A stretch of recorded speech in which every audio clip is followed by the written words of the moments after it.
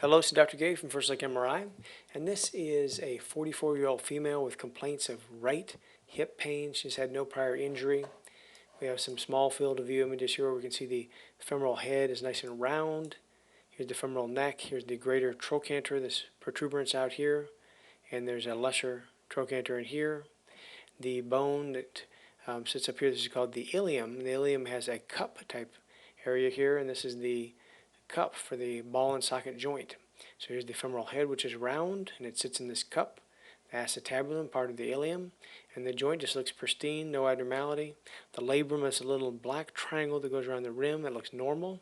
So we're trying to find an abnormality on her, and we see something over here. It looks a little dark and gray on this view, but this is not the best view to look over here. This is over the right greater trochanter.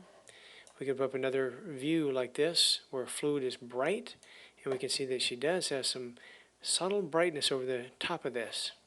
If we look on a big field of view image of both hips, we can see the left side, which is normal, over here. Here's the right side. We can appreciate that asymmetry where on this view, you can see a little wisp of brightness.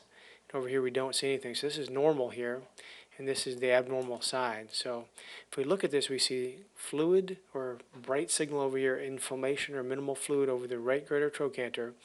And the muscles up here, these are the gluteus muscles. We have the couple gluteus muscles. Here's the minimus and intermedius muscles, and they come down and they attach right over here in the front of this bony protuberance, the greater trochanter. And the gluteal muscles and back gluteus maximus muscles back here, it also wraps around towards the front, it attaches back over here.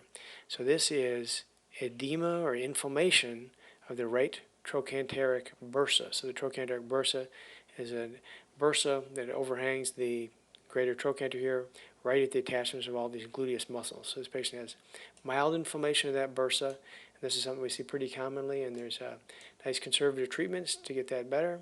But achy pain in the lateral aspect of the right hip, which corresponds well to this trochanteric bursitis.